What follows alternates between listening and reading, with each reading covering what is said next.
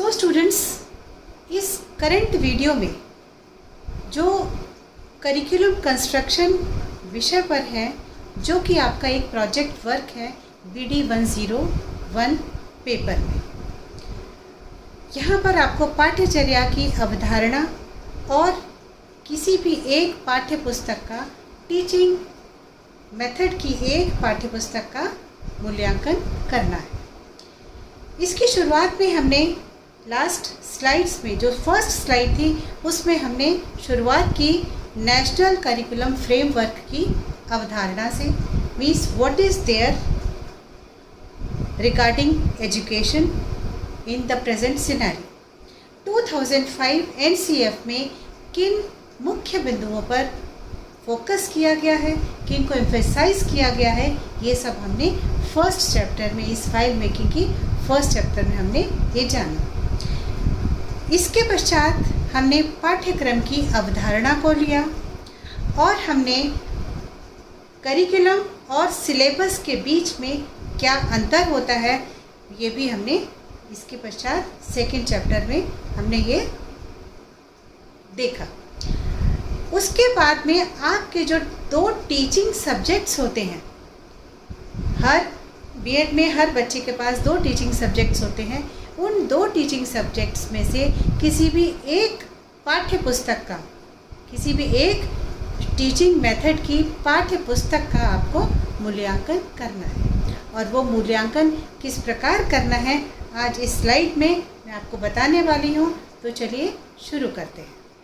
तो चलिए स्टूडेंट्स, हम पाठ्य पुस्तक की मूल्यांकन किस प्रकार से किया जाता है उसको जानते हैं। पाठ्य पुस्तक की मूल्यांकन को हम 4 कैटेगरीज़ में डिवाइड कर सकते हैं। सबसे पहला है विषय वस्तु, विषय वस्तु का क्रियाकलाप। थर्ड है संगठन और 4th नंबर पे है प्राकृतिक स्वरूप। सबसे पहले हम विषय वस्तु को टेकअप करते हैं।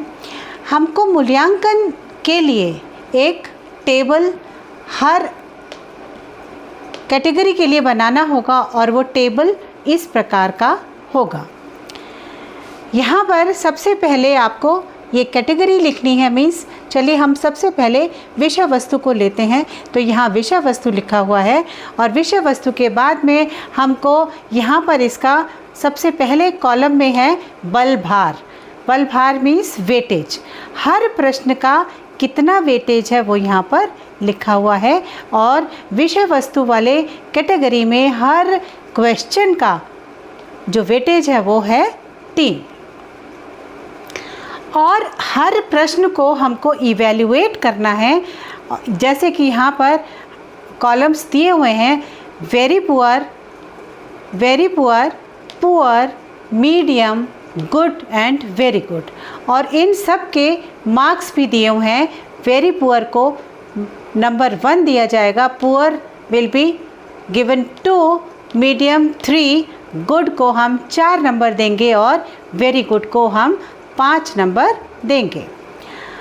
विषय वस्तु वाले कैटेगरी में total number of questions are 30। जिस तरीके से मैंने बताया कि विषय वस्तु के अंतर्गत जो नंबर ऑफ क्वेश्चंस हैं वो हैं पूरे 13। जो 13 क्वेश्चंस हैं, इन 13 क्वेश्चंस और हर क्वेश्चन का वेटेज है 3। तो इस तरीके से 13 पूरे क्वेश्चंस के जो वेटेज है उससे उसको जो इवैल्यूएट किया है उससे मल्टीप्लाई करके जो सम टोटल है, this is to be written in this column. सबसे पहला क्वेश्चन हमने आपको पढ़ के बताया था, मैं सारे क्वेश्चंस आपको बता देती हूँ। क्या यह शिक्षण बिंदुओं से संबंधित है? इसको आप अपने हिसाब से इवैल्यूएट करेंगे और यहाँ पर इसको मूल्यांकित करेंगे इस कॉलम में। सेकंड, क्या यह उद्देश्यों के अनुसार है? तो अगर आप समझते हैं जिस हिसाब से, उस तरीके से आप उस कॉलम में टिक मार्क करें और यहाँ पर उसको मार्क्स उसको यहाँ पर देंगे। नंबर 3 क्वेश्चन है, क्या शिक्षण बिंदु क्रमानुसार हैं? क्या, चौथा क्वेश्चन, क्या विषय वस्तु वैध है? फिफ्थ क्वेश्चन इज, क्या विषय वस्तु सूत्रों के अनुसार है? सिक्स्थ, क्या विषय वस्तु उपयुक्त है? क्या विषय वस्तु क्रिया प्रधान है, मीन्स एक्टिविटी बेस्ड है कि नहीं कंटेंट? ये चीज़ इस प्रश्न के अंतर्गत आ रही है। एट्थ क्वेश्चन, क्या विषय वस्तु प्रासंगिक है? देन क्या विषय वस्तु जीवन से संबंधित है? क्या विषय वस्तु में तार्किक चिंतन आप पाते हैं? क्या विषय वस्तु सामाजिक संवेदना से संबंध रखती है? 12th क्वेश्चन, क्या विषय वस्तु सृजनात्मक है? और लास्ट क्वेश्चन इज, क्या विषय वस्तु सामाजिक मूल्य विकसित करती है?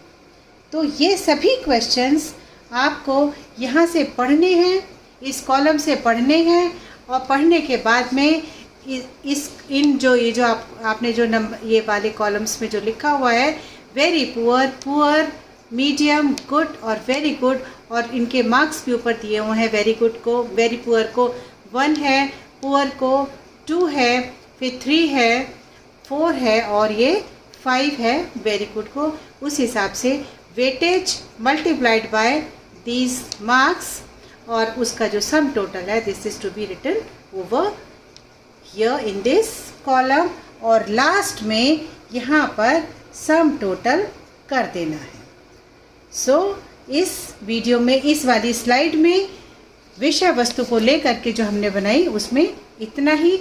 नेक्स्ट स्लाइड में हम लेंगे विषय वस्तु का क्रियाकलाप। विषय वस्तु के बाद में जो नेक्स्ट कैटेगरी है वो है विषय वस्तु का क्रियाकलाप। तो विषय वस्तु के क्रियाकलाप में वो सभी एक्टिविटीज़ आएंगी जो टेक्स्ट बुक के अंदर दी हुई हैं, और वो आपके कंटेंट मीन्स आप जो जिस तरीके का आप मैटर चाहती हैं उससे रिलेटेड वो क्रियाकलाप होगा।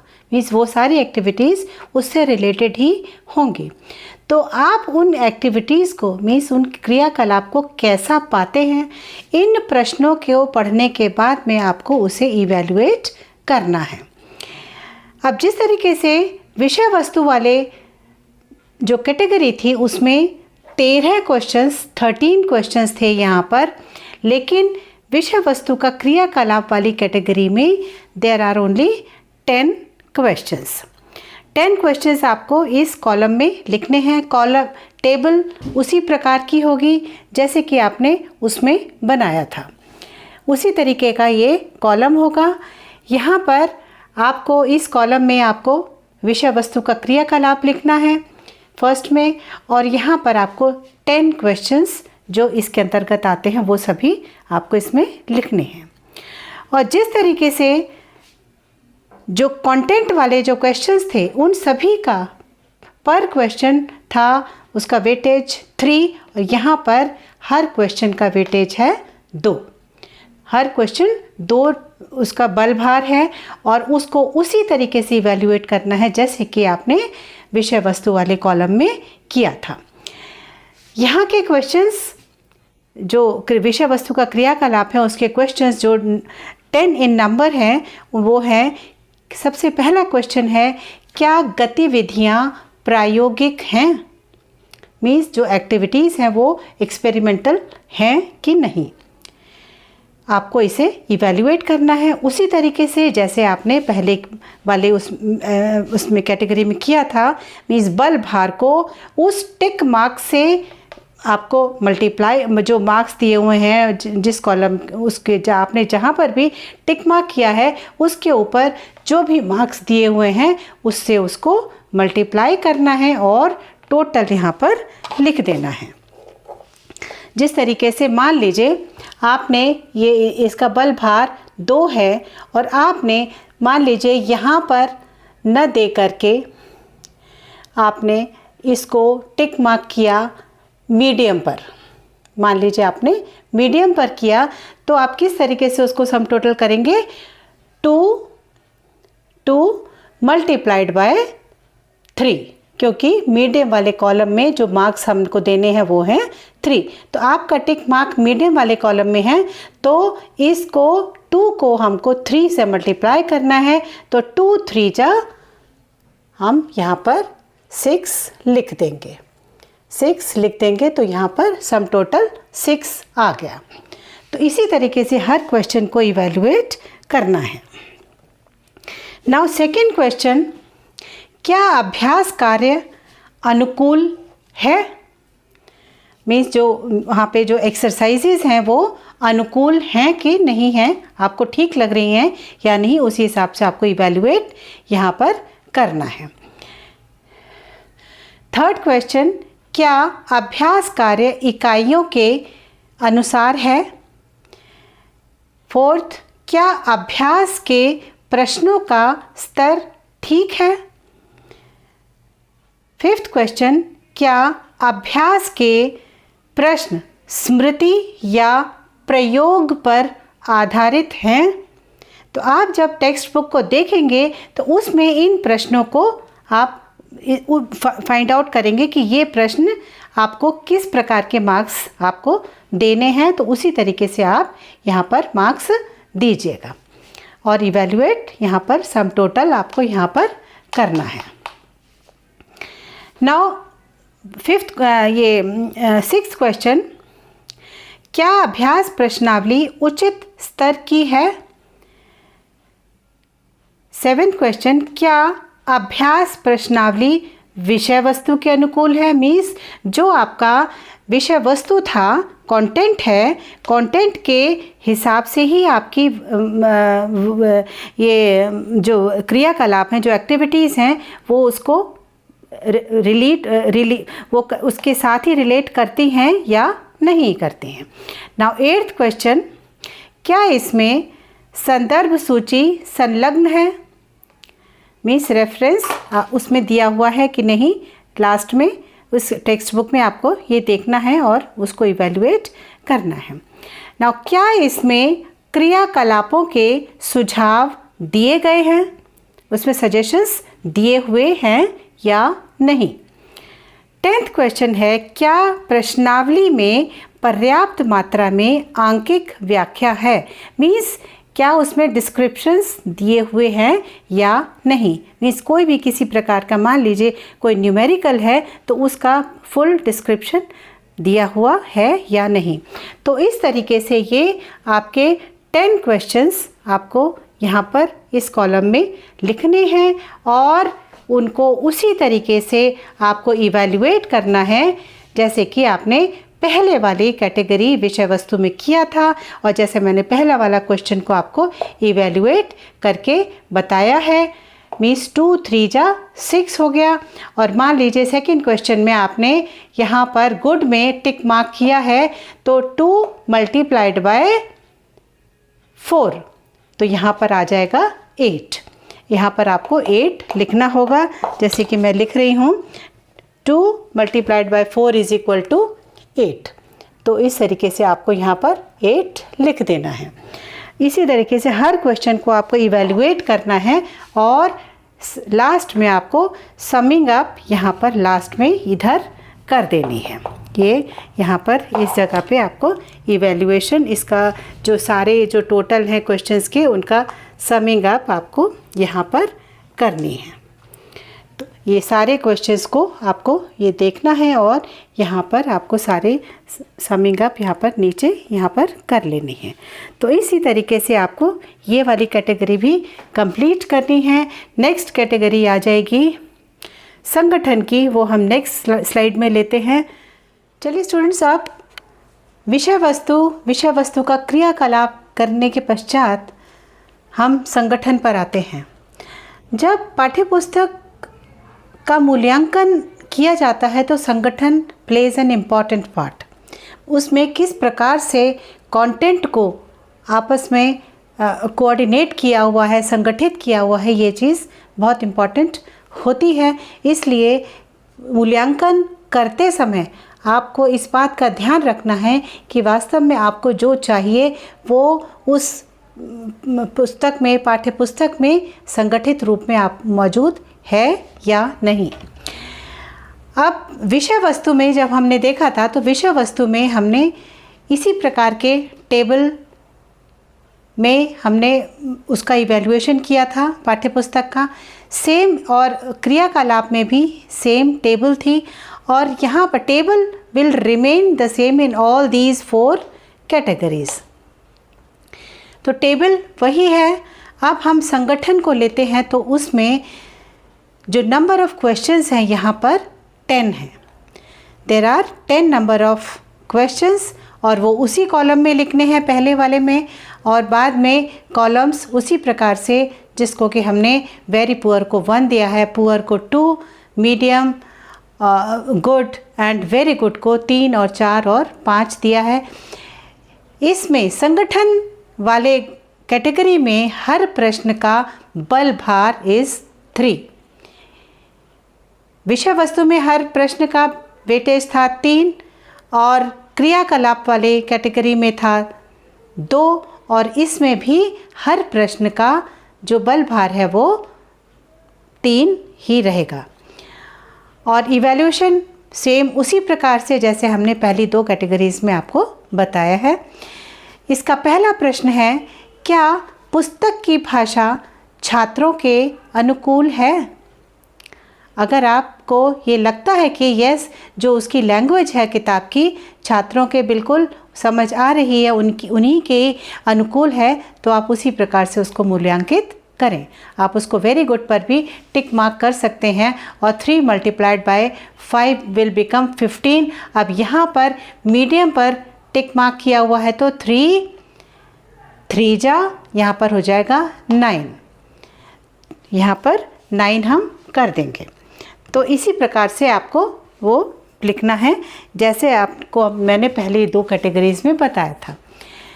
सेकंड क्वेश्चन इज़, क्या पुस्तक के शब्द छात्रों के स्तर के हैं? क्या पुस्तक के शब्द छात्रों के स्तर के हैं? मीन्स वही चीज़ पहले वाले क्वेश्चन को ही कुछ चेंज, थोड़ा सा ही चेंज है, वहाँ के उसके शब्द छात्रों को समझ आ रहे हैं या नहीं। थर्ड है, क्या पुस्तक का प्रस्तुतिकरण रुचिकर है? मीन्स उसमें जो प्रेजेंटेशन है, जो कंटेंट का, वो सही है, इंटरेस्टिंग है या नहीं है। क्या महत्वपूर्ण कथनों की अभिव्यक्ति सही है? जो इम्पॉर्टेंट पॉइंट्स हैं उनको अच्छे से डिस्क्राइब किया हुआ है या नहीं है। क्या रेखा चित्र, जो इसमें डायग्राम्स वगैरह जो बने हुए हैं, वो are they having the clarity, वो स्पष्टता पूर्वक उसमें डिपिक्ट किए हुए हैं या नहीं। 6 क्वेश्चन, क्या रेखा चित्र आकर्षक है? मीन्स जो उसमें डायग्राम्स हैं वो अट्रैक्टिव हैं या नहीं है।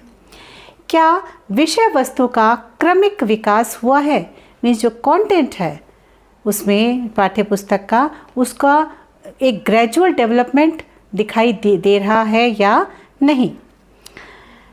क्या 8th क्वेश्चन, क्या चित्र का शीर्षक एप्ट है, उपयुक्त है?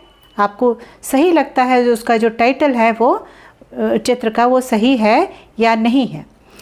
और क्या चित्र की विवेचना पाठ्य वस्तु से संबंध रखती है?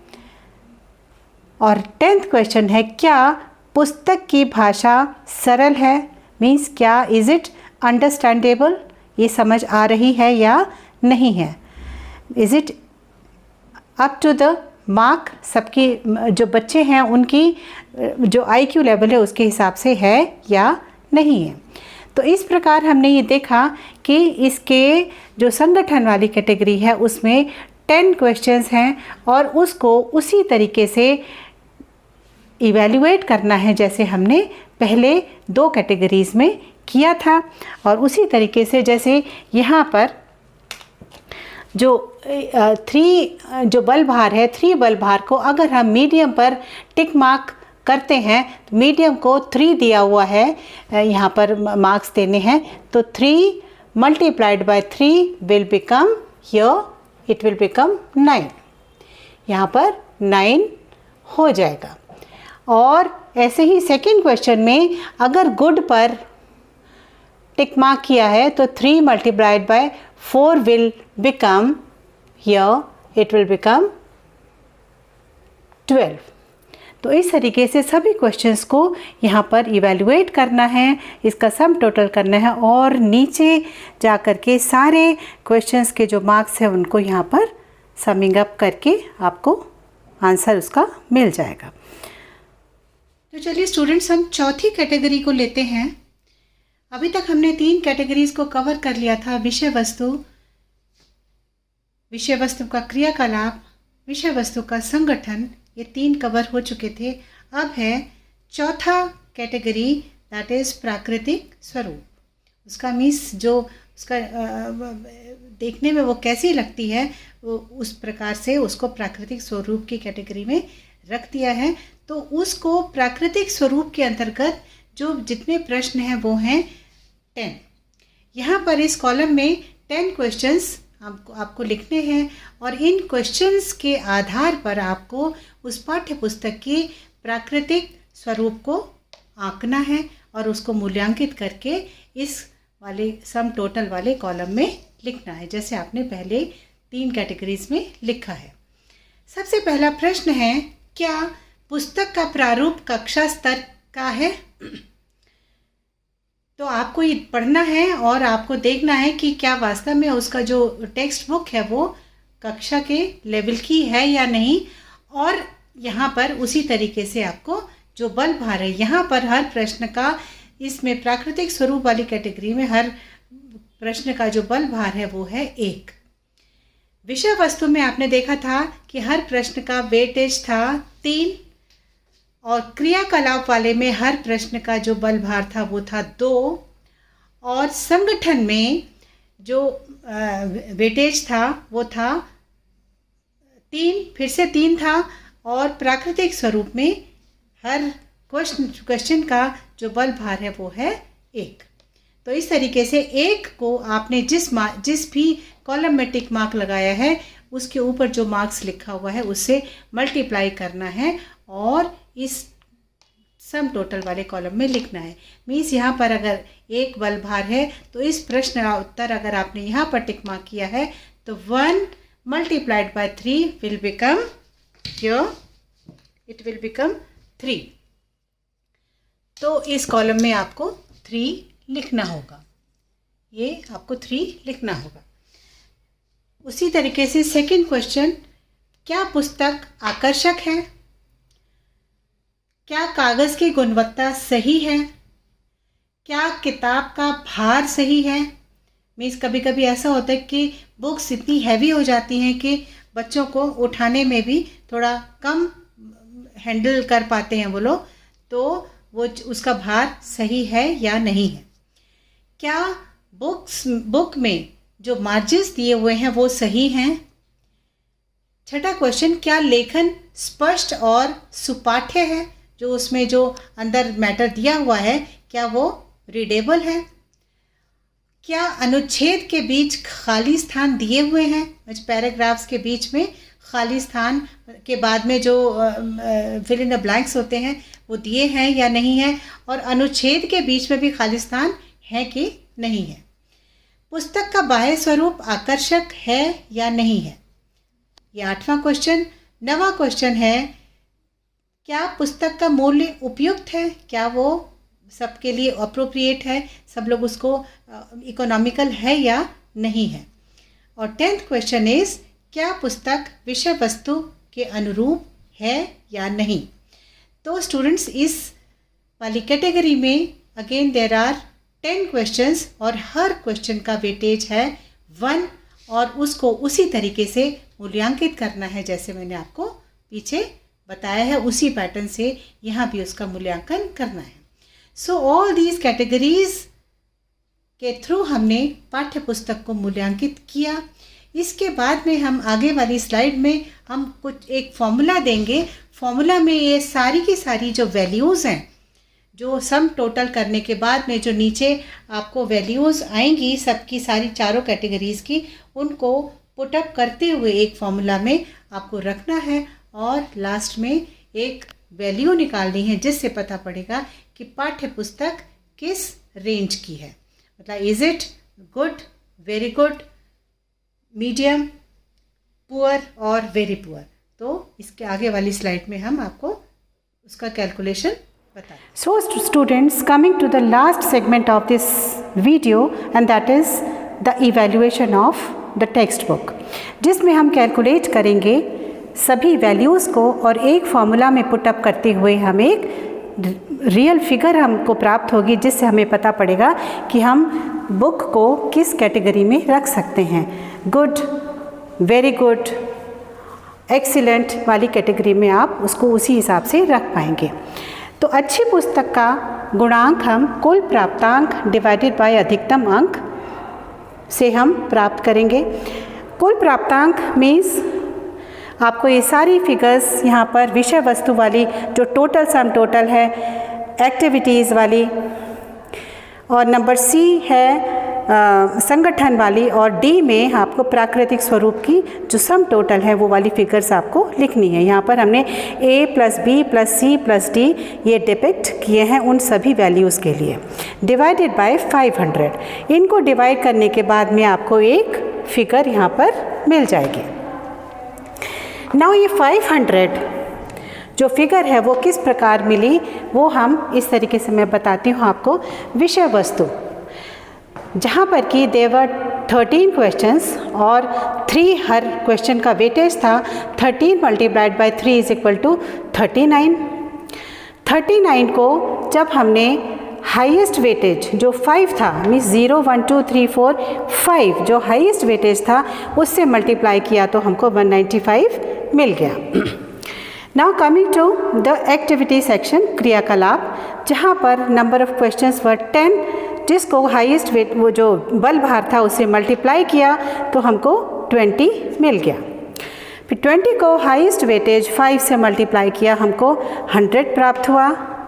और संगठन में 10 क्वेश्चंस थे टोटल और उसको हमने उसके बल भार जो कि 3 था उससे मल्टीप्लाई किया तो हमको 30 गेन हुआ।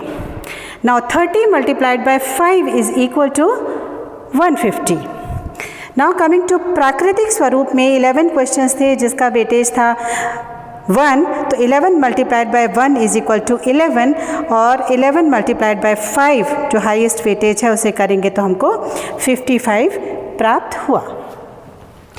नाउ इन सभी फिगर्स को जब हम सम करेंगे, मीन्स 195, 100 प्लस 150 प्लस 55, तो हमको प्राप्त होगा 500 की फिगर। तो ये जो 500 है, 500 हमको किस प्रकार प्राप्त हुआ ये मैंने कैलकुलेट करके आपको बता दिया है, और इसके पश्चात जो आपको फिगर मिलेगी उसके हिसाब से आपको बुक को उसी ग्रेड में रखना है। So students, this was all for this video.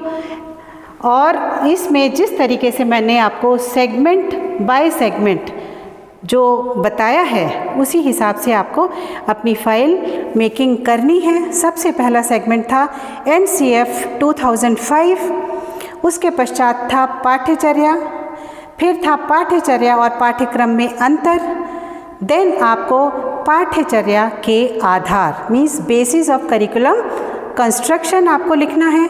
उसके पश्चात आपको अपना सब्जेक्ट चूज़ करते हुए उसके मेरिट्स एंड डीमेरिट्स लिखने हैं। And the last segment of this video is the evaluation, और उसका कैलकुलेशन मैंने आपको यहाँ करके दिखाया।